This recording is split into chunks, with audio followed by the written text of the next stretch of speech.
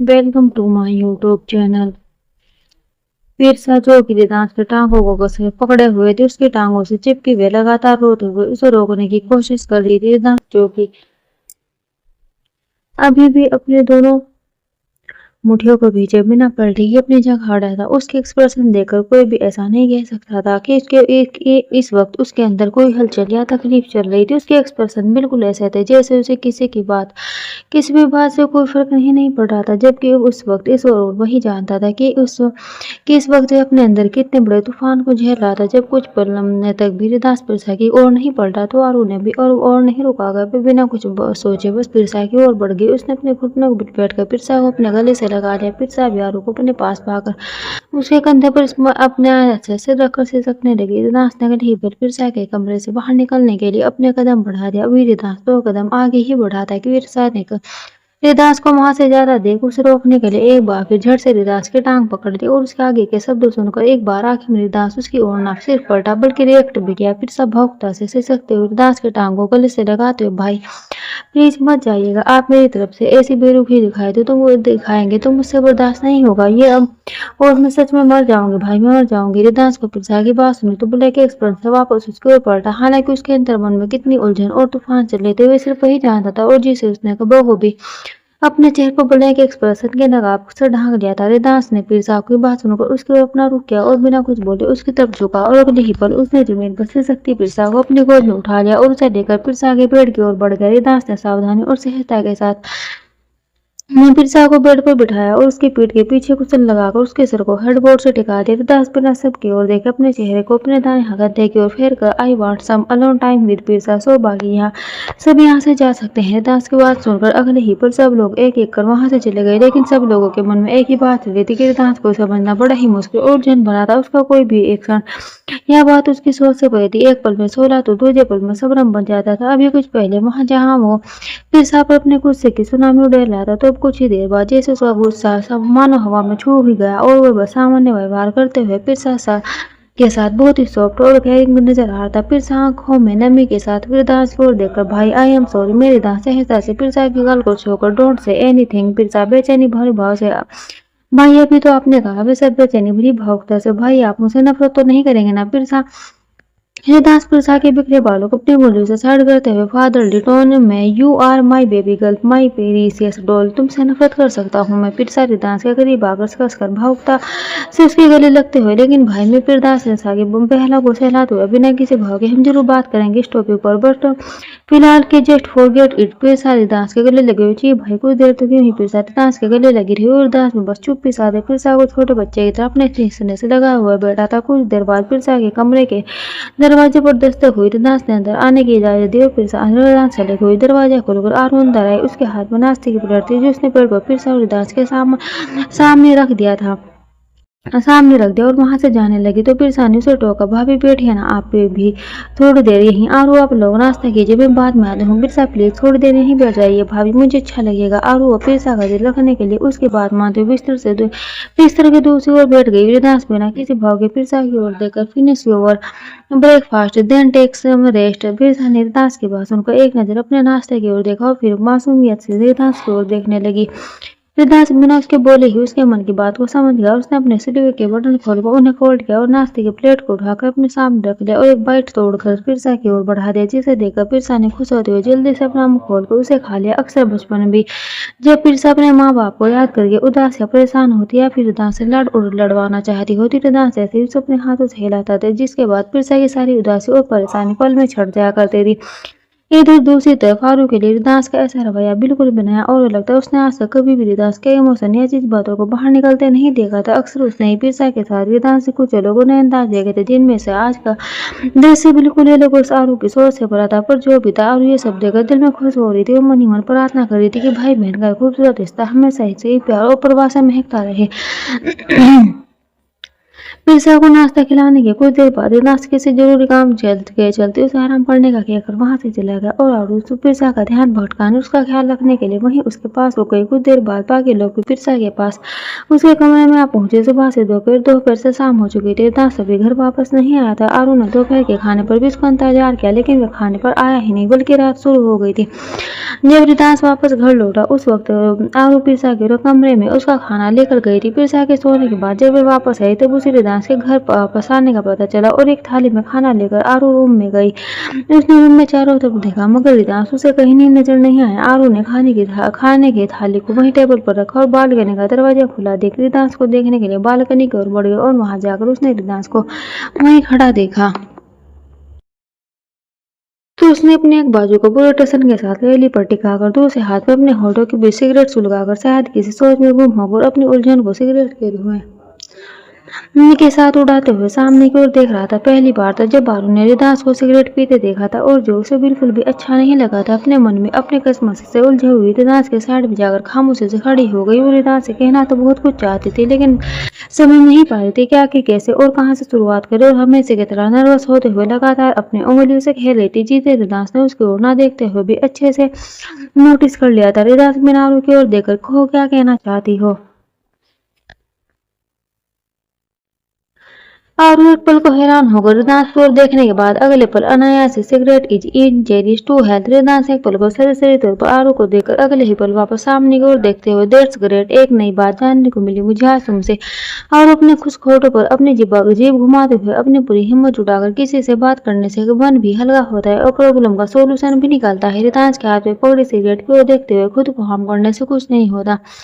आरू की बात सुनकर रिदास ने एक बार फिर बिना किसी भाव के एक पल आरू को देखा और अगले ही पल बिना कुछ कहे उसने अपने हाथ में पकड़ी सिगरेट को नीचे फेंकते हुए अपनी स्लीपर को रगड़ते हुए उसे बुझा दिया और फिर बिना कुछ कहे वापस से सामने की ओर देखने लगा। लेकिन आरू के कहने के बाद रिदास का इतना छोटा ऐसा मुंह करना भरी उसे आरू के दिल को खुश करने के लिए काफी था। आरू अपनी नर्वसनेस भूलकर अपनी हथेलियों को रेलिंग पर टिकाकर आपको पता है मैं जब कभी भी परेशान या उदास होती थी और मेरे पास मेरी बातें शेयर करने या सुनने वाला कोई भी नहीं होता था तब अक्सर मैं अपनी डायरी में अपने मन की सारी बातें लिख दिया करती थी और जिसके दो फायदे होते, पहला कि मेरा मन हल्का हो जाया करता था और दूसरा किसी को मेरी बातें पता भी नहीं चलती थी। और यही नहीं, इसके अलावा मैं भी सबकी लाइफ में कुछ ना कुछ ऐसा जरूर होता है जिसके साथ वक्त और अपनी इमोशन साझा करके आप लाइट फील कर सकते हैं। मुस्कुराकर रिदास की ओर देखकर आप भी कुछ ऐसा ट्राई कर सकते हैं और देखना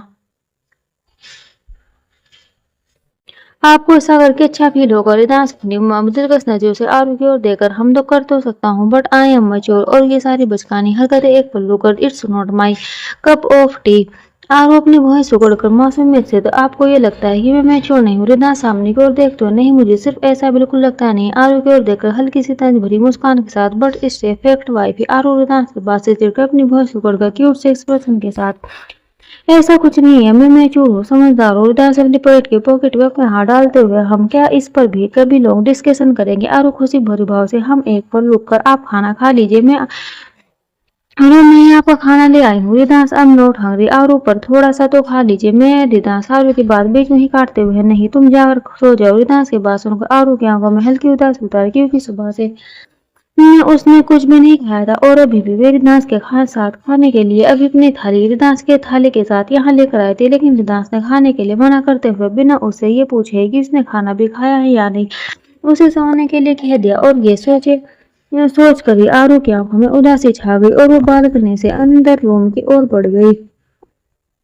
उसकी आंखों की उदासी रिदास की पीली निगाहों से छुप नहीं पाई थी। और कुछ पल बाद जब वो कमरे में आया तो उसने आरू को टेबल से दो खाने की थाली उठाते देखा तो उसे आरू की उदासी की वजह समझते देर नहीं लगी। लेकिन रिदास तो रिदास ठहरा वहाँ कहाँ अपने और एटीट्यूड की बिल्डिंग को छोड़कर सीधे तौर पर आरू को कुछ कहने वाला था। रिदास आरू को थाली उठाते देख सोफे पर बैठते हुए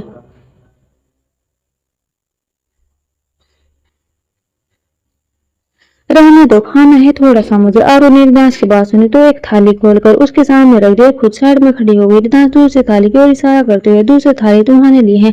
आरू रिदास की बेफिक्री से नाखुशी के साथ हम मेरे लिए थी पर अब मुझे भूख नहीं। रिदास आरू के एक्सप्रेशन को पढ़ते हुए उसे घूर कर अंतर्यामी हूँ मैं। आरू असमंजस से रिदास के रिदास आरू को घूर कर वोट जी मुझे ख्वाब आएंगे, तुमने खाना नहीं खाया। मुंह खिलाने से बेहतर अपनी जुबान का यूज करती और सीधा सीधा कहती कि खाना नहीं खाया तो ज्यादा फायदा होता। आरू अपने धुन में नाराजगी भरे भाव से, वैसे तो आपको कुछ भी कहने की जरूरत नहीं होती, सीआईडी बनकर हर बात पकड़ लेते हैं, वैसे ही और खासकर मेरे ही मामलों में आपको समझने की जरूरत क्यों होती है। रिदास ने आरू की बात सुनकर एक पल को अपनी भौहें उचकाकर उसे देखा और फिर अगले ही पल उसकी गलाई पकड़कर उसे अपनी ओर खींच लिया और आरू अचानक रिदास के मुंह से सीधा उसकी गोद में जा गिरी और इस से पहले भी अपने की कोशिश भी करती रिदास अपना एक हाथ उसकी कमर में डालते हुए अपनी मौजूद बाजू के बीच से घोल है और बस इसी मोमेंट से यहाँ आरू की बत्ती गुल होनी शुरू हो गई। रिदास अपने इंटेंशनल जो आरू को और देखकर यू डोंट थे कि आजकल तुम्हारी ये जुबान मेरे सामने कुछ ज्यादा ही चलने लगी है। आरू पूरी हिम्मत के साथ लगभग में आती हूँ, पर आपने ही तो कहा था ना कि बेडरूम में मुझे कुछ भी कहने की इजाजत है। रिदास आरू के सॉफ्ट पिंक लिप्स को अपने होठ से छूते हुए हम कहा था, लेकिन फिर भी but today I am really wanted to punish you for your bad behaviour. Ridas के बाद का कुछ और मतलब समझकर आरू ने डरते हुए आरू ने कुछ कहने के लिए अपना मुंह खोलने की कोशिश की थी कि इससे पहले रिदास ने अपने होठ आरू के होठों पर रख दी, जो आरू के लिए इस पल बिल्कुल अनएक्सपेक्टेड और शॉकिंग था। और रिदास के मुंह से आरू कुछ पल के लिए बिल्कुल सतर्क रह गई थी और कुछ पल बाद जब रिदास के होठों की हलचल उसे अपने होठों पर महसूस हुई तो उसे जबरन से अपनी सतर्कता से बाहर आई। अपनी इमोशन पर काबू करने के लिए रिदास के शर्ट को मजबूरी से अपनी मुट्ठियों में कस लिया। कुछ पल बाद रिदास उससे दूर हुआ। उसकी बात सुनकर आरू का चेहरा और कान सचमुच से टमाटर की तरह लाल हो गए। रिदास आरू की झेप और शर्म को नोटिस करते हुए उसकी ओर देखकर उसे टीज करते हुए, आई थिंक कब से तुम्हें ऐसे पनिशमेंट के लिए यूज्ड टू होने की आदत डाल लेनी चाहिए। एंड वन मोर थिंग, किसी डायरी या प्रेजेंट चीज के साथ अपनी इमोशन और फीलिंग को साझा करने की बजाय आरू के होठों को अपने होठ से छूते हुए ये तरीका ज्यादा इफेक्टिव और दिलचस्प है अपनी इमोशन और फीलिंग को बाहर लाने और जाहिर करने का। आरू जोर देकर विंग करते हुए आग आई थी। आरू की गाल और कान रिदास की बात सुनकर शर्म और झिझक से टमाटर की तरह लाल हो गई और वे कुछ पल तक बस अपनी नजर झुकाए समझ भरी झेप के से खुद में ही सिमट कर रह गई। जब कुछ पल तक भी रिदास ने उसे नहीं छोड़ा और यूं ही अपनी गोद में ले बैठा रहा तो अपनी नजर झुकाए हुए आरू ने होले से बहाने के साथ अपनी चुप्पी तोड़ी। आरू अपनी नजर अपनी गोद पर गड़ा हुए, खाना ठंडा हो रहा है, खाना खा लिया। रिदास अपनी भुएं उचकाकर आरू को टीज करने के लिए, लेकिन तुम्हें तो भूख नहीं थी ना। आरू झेप कर धीरे समझ वो तो मैंने ऐसे ही कह दिया था, पर हकीकत में तो मुझे बहुत तेज भूख लगी है। रिदास खाने की तरफ इशारा करते हुए आरू को अपनी टेस्ट नजरों से देखकर हम दें स्टार्ट। आरू से इतना कहकर रिदास ने टेबल पर रखी अपनी खाने की थाली को खींच कर रुक गया और आरू से भी खाने का इशारा किया, मगर इस वक्त आरू जिस पोजीशन में थी उसके लिए खाना तो दूर, रिलैक्स होकर बैठना भी दूर की बात है। आरू ने रिदास को बेचारी भरी नजरों से देखते हुए उसे आंखों में खुद को छोड़ने की रिक्वेस्ट की। रिदास ने एक पल आरू को इंटेंस लुक दिया, इसके बाद उसने आरू को अपनी गोद से उठाकर अपनी साइड में बैठा दिया और उसे खाने का इशारा किया। आरू ने रिदास की नजर से बचने के लिए खुद का पूरा फोकस और तवज्जो अपनी खाने की थाली पर लगा दिया और जैसे ही आरू ने थाली से एक बाइट को तोड़कर खाने के लिए अपना मुंह खोलकर हाथ आगे किया, रिदास ने अचानक के बीच में उसका हाथ थाम लिया और आरू का दिल रिदास के अचानक मुंह से धक्सा रह गया। रिदास ने एक नजर वो आरू को देखा और फिर अगले ही पल पूरे टसन के साथ रिदास उसका हाथ अपने मुंह के पास ले गया और आरू के हाथ में पकड़ने वाले को उसके हाथ से ही अपने मुंह में खा लिया। रिदास को खिलाते वक्त अपनी उंगली पर रिदास के होठों का स्पर्श ही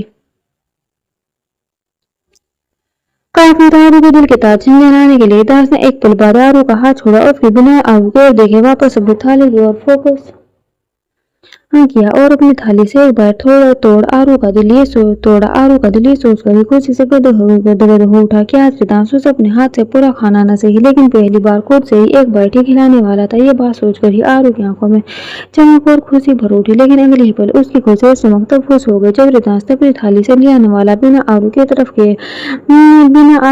एक बार बिना देखे भी सीधा अपने मुंह में रख लिया और फिर से अपना खाना शुरू करते हुए उसके जायके लेने लगा। आरू ने एक बार हैरानी से रिदास को देखा, पर अगले ही पल उसने बेफिक्री से खाते देख आरू के होठों पर एक प्यारी सी मुस्कान दे गई। आरू रिदास को खाते देख अपना सर नाम हिलाते हुए मन में कभी कुछ नहीं हो सकता इनका, और मैं भी जल्दी एक हिटलर से बॉलीवुड के किसी हीरो की तरह रोमांटिक गेस्चर की उम्मीद कर रही थी। मुस्कुराकर रिदास की ओर देखते हुए भस्मासुर कहीं कि रिदास आरू को मुस्कुराते देखकर पागलों की तरह बेवजह की मुस्कुरा रही। आरू ने अपना सर नाम हिलाया और तो खाना शुरू करो।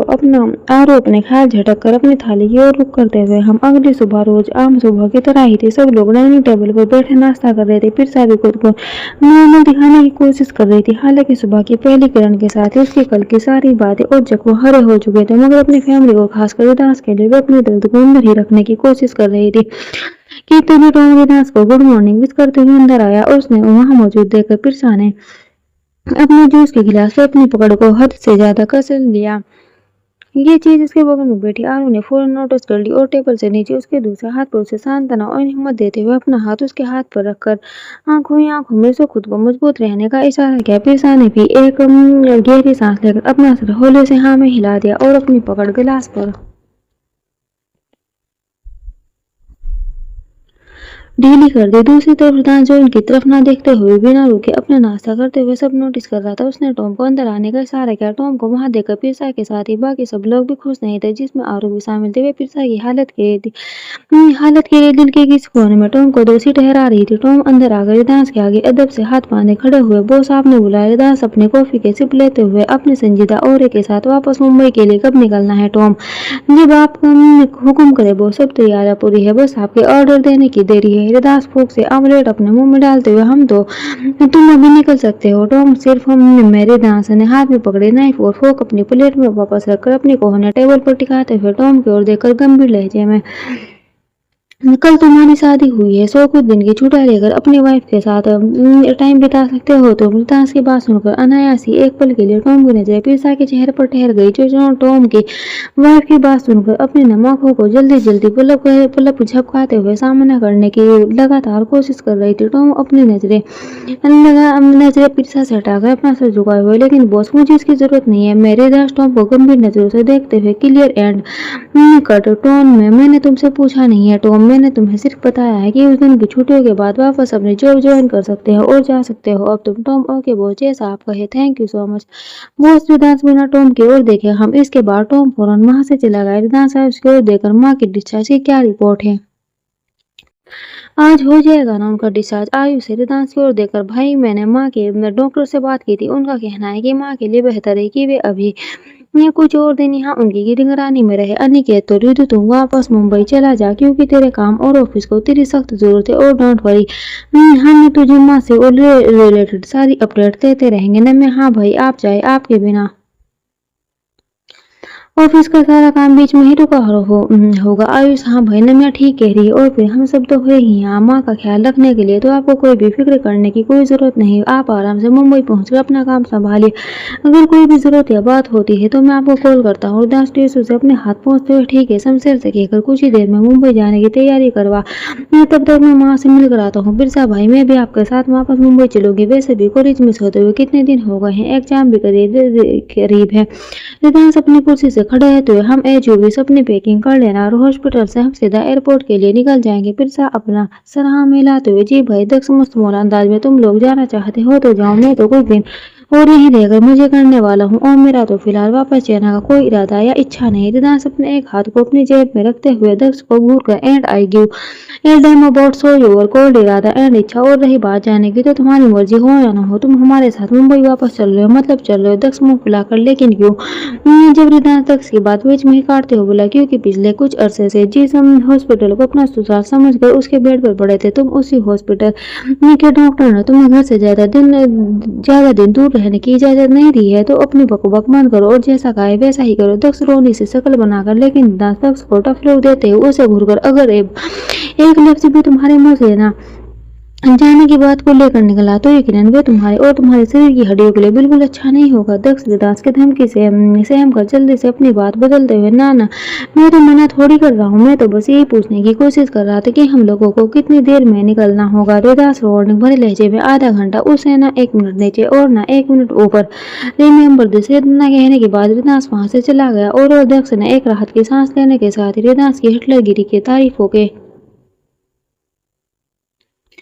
पुल बांधते हुए बड़बड़ाना शुरू कर दिया कि देवीदास के घर से निकलने के बाद जब उसने अपनी नजर वापस से डाइनिंग टेबल पर की तो सब बाकी सबकी निगाहें उसी पर टिकी थी और सब लोग उसे एकटक देख रहे थे। दक्ष सबको खुद को ही देखता पाकर झेप गया और अपनी झेप मिटाने के लिए फीका सा मुस्कुराकर अभी कुछ पल पहले रिदा से बने अपनी इज्जत के बिखरे फालूदे को समेटने की कोशिश करने लगा। दक्ष अपनी झेप मिटाने के लिए गुरु बिना मुझे इतना प्यार और इज्जत दे देता है कि बस कभी कभी मेरी आंखों और दिल के साथ मेरी खिड़कियां भी भावुकता से भर उड़ती है। अनिकेत प्यार का तो समझ आता है पर इज्जत वाकई में एक पल लूकर। वैसे एक बात बताऊं सच कि दक्ष कौन सी बात अनिकेत दक्ष की खिंचाई करते हुए कि तुमसे कहीं गुना ज्यादा इज्जत और प्यार तो रितु के घर में से मेरी दास का कुत्ते को देता है। अनिकेत की बात सुनकर दक्ष ने एक पल को गुस्से से घुरा लेकिन जब एक पल बाद बाकी सब लोग अनिकेत की बात सुनकर अचानक ही हंस पड़े तो दक्ष ने बच्चों की तरह अपना मुंह फुला लिया और सबसे मुंह मोड़कर दूसरी ओर बैठ गया। एक पल को दक्ष के नौटंकी देख फिर भी सब भूलकर मुस्कुरा उठी थी लेकिन एक पल बाद ही वापस से टॉम की बात याद आते ही उसके चेहरे पर चेहरे और दिल पर फिर से उदासी की लहर छा गई थी। आरू की नजर पिरसा पर ही थी लेकिन उसे कुछ समझ नहीं आ रहा था आखिर वो पिरसा को ऐसे सिचुएशन में क्या कहे या कैसे उसे शांत बना दे। नाश्ता करने के बाद सब पैकिंग करने के लिए अपने अपने रूम में चले गए। पिरसा के साथ नामिया भी उसकी पैकिंग में हेल्प कराने के लिए उसके साथ उसके रूम में चली गई। आरू अपने रूम में अपनी पैकिंग कर रही थी। दक्ष अपने कमरे में बैठा था और सृष्टि उसकी पैकिंग कर रही थी। सृष्टि अपने ख्याल में गई थी। इस वक्त उसके चेहरे पर चिंता की लकीरें उभरी हुई थी जो अंदर ही अंदर परेशान कर रही थी। दक्ष जो कि कब से बैठा हुआ बस मुंह फुलाए अपना ही आप में बड़बड़ाए जा रहा था और बीच बीच में सृष्टि से कुछ बोले भी जा रहा था लेकिन काफी देर तक भी जब उसने सृष्टि को यूं ही खामोश देखा और अपनी बातों की और उसका कोई रिस्पॉन्स नहीं देखा तो तक से चिढ़े उसका नाम पुकारते हुए उसके पास गया। लेकिन जब उसने सृष्टि के चेहरे पर चिंता की लकीरें उभरी हुई देखी तो उसने गंभीर भाव से सृष्टि का ध्यान अपनी ओर आकर्षित करने के लिए वे बैग थाम ले जिस वे कपड़े रख रही थी।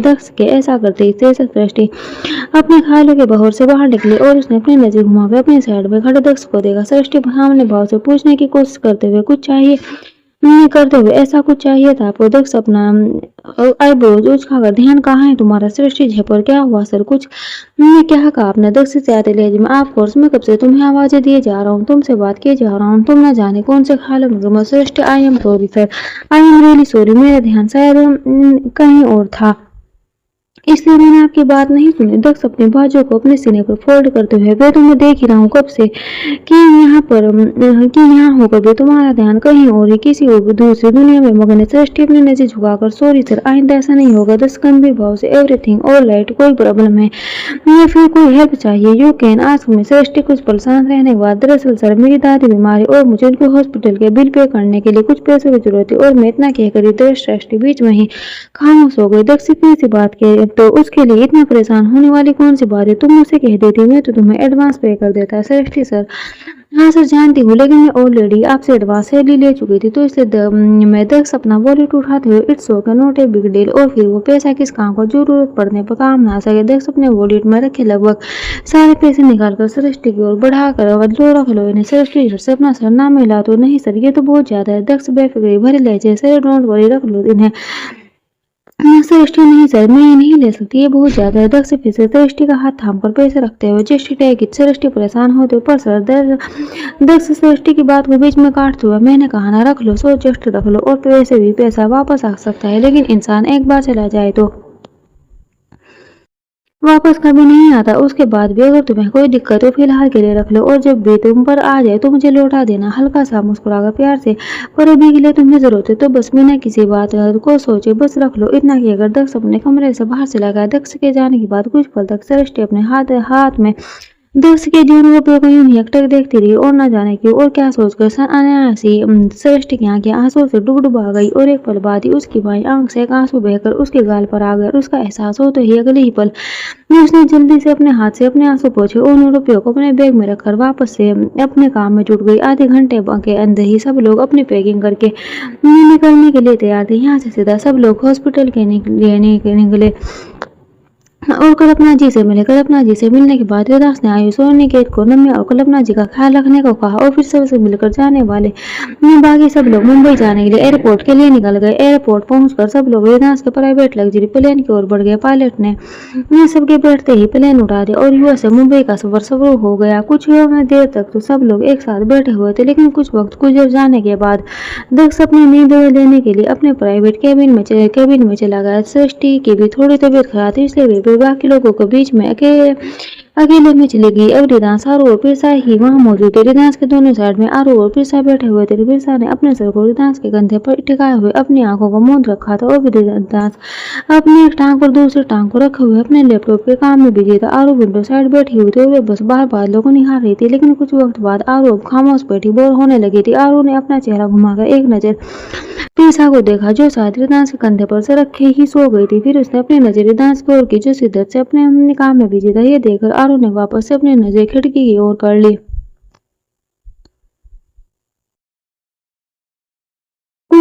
कुछ और वक्त यूं ही गुजरा, लेकिन अब आरू अब शिद्दत वाली बोर हो रही थी और अपनी बोरिंग को दूर करने के लिए वे कभी अपने दुपट्टे से खेलती, तो कभी अपनी उंगली से, तो कभी सीट बेल्ट से अपनी उंगली को उलझाने लगती। रिदांस इसका पूरा फोकस तो अपने काम पर था, लेकिन आरू की ये सारी बातें उसका फोकस बार बार अपने काम से हटा रही थी। उसने आखिर में अपनी नजर लैपटॉप से हटाई और आरू को घूरते हुए होले से पूछा, रिदांस पिरसा को सोता देख आरू को घूर कर होले से, वोट क्यों दुखी हो इतना? आरू ने रिदांस की बात सुनकर झट से अपना सर ना में हिला दिया और अपनी सीट से सर लगाकर उसने भी अपनी आंखें मूंद ली, लेकिन नींद आने पर भी नींद के झोंकों की वजह से आरू का सर बार बार सीट से फिसल जाता था, जिसकी वजह से वे लाख कोशिशों के बाद भी नहीं सो पा रही थी। और कई बार ऐसा होने के बाद आरू फुली इरिटेट हो चुकी थी, इसलिए उसने बिना रिदांस को डिस्टर्ब किए खामोशी के साथ अंदर अपने प्राइवेट केबिन में जाकर सोने का सोचा। मगर जैसे वे जाने के लिए खड़ी हुई थी, रिदांस झट से बिना उसकी ओर देखे उसका हाथ थाम लिया।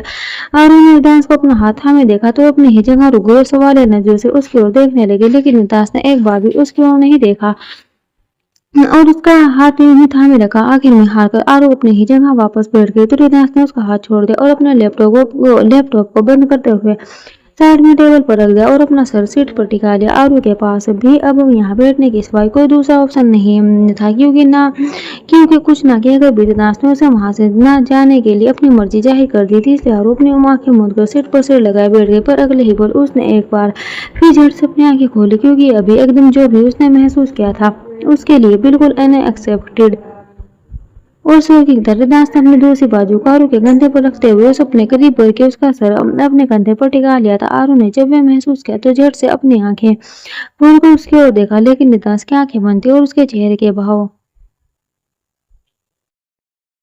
ऐसे सामान्य थे जैसे भी कुछ पहले उसने कुछ किया ही नहीं। आरू कुछ पल तक रिदांस के खूबसूरत और साफ फेशियल फीचर्स को यूं ही एक पलक निहारते रही। फिर कुछ पल बाद मुस्कुराते उसने रिदांस के कंधे पर पूरे हक से वापस अपने सिर को टिकाते हुए हौले से बड़बड़ाकर अपनी आंखें मूंद ली। रिदांस अपनी बंद आंखों के साथ स्टॉप स्टेयरिंग में एक पल रुक कर चुपचाप सो जाओ और अपने में ही बड़बड़ाकर हौले से मुस्कुराते हुए अपनी आंखें मूंदते हुए माई अंग्रेजी की उठ भस्मासुर। कुछ देर बाद दक्ष सामने की सीट पर बैठा अपने हाथ पर अपनी ठोड़ी को टिकाए चेहरे पर लगातार शरारती मुस्कान के साथ बार बार अपनी बत्ती से दिखाया जा रहा था। पिरसा जो अपने फोन में बिजी थी, वे दक्ष के फनी एक्सप्रेशन और हरकतों को देखकर बीच बीच में मुस्कुरा उठती थी। रिदांस कहने को तो वे अपने लैपटॉप में बिजी थे, लेकिन दक्ष की खुराफात नजरों से वे हर बढ़ते पल के साथ उसकी इरिटेशन बढ़ती चली जा रही थी। उन सबसे बेखबर आरू आराम से रिदांस के कंधे पर सर रखे गधे घोड़े सब बेचकर सोई हुई थी। न सिर्फ सोई हुई थी, बल्कि उसने उसकी बाजू को इतना कसकर पकड़ा हुआ था जैसे एक छोटा बच्चा अपनी माँ को खो देने के डर से उसे चिपकर उसके साथ बैठा हो। रिदांस आरू को बिना डिस्टर्ब किए अपने दाएं हाथ से अपने लैपटॉप में लगातार टाइपिंग करते हुए अपने काम में बिजी था, लेकिन दक्ष अपनी हरकतों से बार बार उसके सब्र की इंतहा को तोड़ने की कोशिश कर रहा था। जब काफी देर तक भी लगातार दक्ष की फनी हरकतें और दांत दिखाना बंद नहीं हुआ और आखिर में जब उसने अपनी खुराफात बढ़ाते हुए अपने फोन में आरू और रिदांस के साथ में बैठे हुए फोटो निकालना शुरू कर दिया, तो आखिर में रिदांस ने अपनी नजर ऊपर उठाई और दक्ष को खा जाने वाली नजरों से घूरा। रिदांस दक्ष को खा जाने वाली नजरों से घूरते हुए, अगर एक बार और तुम्हारी बत्ती से मुझे दिखी और तुम्हारी ये फजूल हरकतें बंद नहीं हुई तो आई श्योर अगले ही पल उसने एक पल से तुम्हारे सारे दांत तोड़ दूंगा मैं। दक्ष रिदांस की बात सुनकर जल्दी से अपने मुंह पर हाथ रखते हुए, तुझे मुझसे और मेरी सेक्सी बॉडी से प्रॉब्लम क्या है? जब देखो मेरी है तो मेरी हड्डियां है और मुंह तोड़ने की ही बात करता रहता है, और मैं सिर्फ फोटो ही तो ले रहा हूँ ना। आरू की ओर इशारा करते हुए, वो भी अपनी बहन को दिखाने के लिए। इसमें इतना बिगड़ने वाली कौन सी बातें? बुला दी दक्ष को घूर का शुक्र करके भी मैंने सिर्फ तेरी हड्डियां तोड़ने की बात कही, असल में तोड़ी एक भी नहीं है, लेकिन जिस तरह से तेरी हरकतें ना, वो दिन आज दो नहीं, जब मेरे हाथों तेरी सारी हड्डियां टूटेगी। और खबरदार जो एक लफ्ज भी तेरे मुंह से निकला या फिर तू अपनी जगह से जरा सा भी हिला तो मुझे इसी चलते प्लेन में उठाकर बाहर फेंक दूंगा। दक्ष अपनी बत्ती से दिखाते हुए, माना कि तू खड़ूस से भस्मासुर है, लेकिन अपने प्यारे से मासूम ने नाजुक से दोस्त को चलते प्लेन से नीचे फेंक दे। अब इतना भी बड़ा चिल्लात नहीं है। तुलसीदास गंभीर भाव से राइट लूट ली। राइट दोस्ती के हाथों मजबूर होकर, अपने दोस्ती के हाथों मजबूर होकर मैं शायद ऐसा ना कर पाऊँ। एक पल रुक कर एविल मुस्कान के साथ, लेकिन फोर्स और मैं तुझे मुंबई आने तक पूरे वक्त तेरा मुंह बंद करने के लिए प्लेन के वॉशरूम में जाकर लॉक कर सकता हूँ, जिसे करने में मुझे थोड़ी सी भी झिझक या दोबारा सोचने की भी बिल्कुल जरूरत नहीं पड़ेगी। So if you really want test my patience level then continue. Daksh की आंखें बाथरूम में बंद होने के डर से ही फैल गई। उसने जल्दी से अपनी कुर्सी पर अपने पांव रखते अपने मुंह पर उंगली रख ले, खुद में ही समेट लिया। और ये देखकर पिज्जा और थोड़ी दूर पर बैठी सृष्टि की हंसी छूट गई। लेकिन जब दक्ष ने उन दोनों को क्यूट एंग्री एक्सप्रेशन से देखा तो दोनों जल्दी से अपने होठों पर उंगली रख दी। इसके बाद पूरे रास्ते तक दक्ष खामोशी से अपने मुंह पर उंगली रखे हुए ही बैठा रहा। मुंबई आने से कुछ देर पहले आरू की नींद खुली तो उसने अभी भी खुद को देवदास के कंधे पर ही सोया पाया। और जैसे उसने अपनी आंखें खोलकर सामने बैठे दक्ष को खुद को शरारती मुस्कान से देखता पाया तो उसने झेप पर अपनी नजर नीची कर ली। ये नोटिस कर देवदास ने एक तिरछी नजर से दक्ष को देखा तो उसने जल्दी से अपना मुंह घुमाकर खिड़की की तरफ कर लिया। पूरे रास्ते उन दोनों दोस्ती की यही प्यार भरी नोकझोंक चलती रही। मुंबई एयरपोर्ट पर उतरते ही उन सब के लिए पहले से गाड़ियां तैयार खड़ी थी। स्टाफ ने रिदास के साथ इसके पीछे चलते बाकी लोगों को भी सर झुकाकर अभिवादन किया। रिदास की राजा की बात अपना सर शान से उठाए चल रहा था। उसका ओरा ही काफी था उसकी पुलिस पर्सनालिटी और पावर को जाहिर करने के लिए, जो उसे भीड़ में हमेशा अलग दिखाता था। अपनी गाड़ी में बैठकर रिदास शाहरुख के साथ घर के लिए निकल गया। बाकी लोग पीछे वाली गाड़ी में बैठे थे। कुछ देर बाद सब लोग घर पहुंचे। लगभग 15-16 घंटे का लंबा सफर तय करने के बाद घर पहुंचते पहुंचते ही रात हो चुकी थी। सब लोग लंबे सफर को तय करने की वजह से काफी थक चुके थे। तो बस फ्रेश होने के बाद सबने खाना खाया और आराम करने के लिए अपने अपने रूम में चले गए। आरू हालांकि सफर के दौरान भी काफी सो चुकी थी, लेकिन अभी भी उसे काफी नींद आ रही थी तो उसने जल्दी से चेंज किया और सोने के लिए बिस्तर पर बैठ गई। लेकिन अभी तक रिदास कमरे में नहीं आया था, इसलिए वो उसका इंतजार कर रही थी। ना जाने कब रिदास का इंतजार करते करते उसकी नींद लग गई और वो हेड से अपना सर टिकाए हुए सो गई। कुछ देर बाद जब रिदास कमरे में आया तो उसने आरू को आधे लेटे हुए सोया पाया तो वो उसकी ओर बढ़ गया। उसने उसके सामने बैठते हुए इस वक्त आरू को यूं मासूमियत से सोता देख रिदास का दिल मचल उठा था। वे चाहता था कि वे अपने हक को आरू पर जताए। उसकी मासूमियत भरी खूबसूरती में खुद को पूरी तरह इस पल में डुबो दे और बस वे इस पल में आरू के अक्स पर बिखरी सारी मासूमियत और खूबसूरती को पूरी तरह खुद में संभाले। रिदास ने कुछ पल उसके मासूम चेहरे को एकटक निहारा और फिर अपनी उंगली से उसके चेहरे पर झूलती लट को पीछे किया। ना जाने कि उसे यूं सुकून से सोता देख रिदास का मन ही नहीं किया कि वे उसे थोड़ा सा भी डिस्टर्ब करे। और बस यही सोचकर इस वक्त रिदास अपने सारे ख्याल और इच्छाओं को अपने मन के ही किसी कोने में झटक दिया। उसने आरू के सर को अच्छे तरीके से तकिए पर रखा और आरू की साड़ी की लाइट ऑफ करके फिर उससे ब्लैंकेट उठाकर खुद बाथरूम की ओर बढ़ गया। करीब आधे घंटे बाद रिदास शावर लेकर बाहर आया। आरू अभी भी सुकून से गहरी नींद सो रही थी। रिदास ने गहरी सांस ली और अपने बाल टॉवल से पोंछता हुआ कबर्ड की ओर बढ़ गया। Thanks for watching. Bye bye.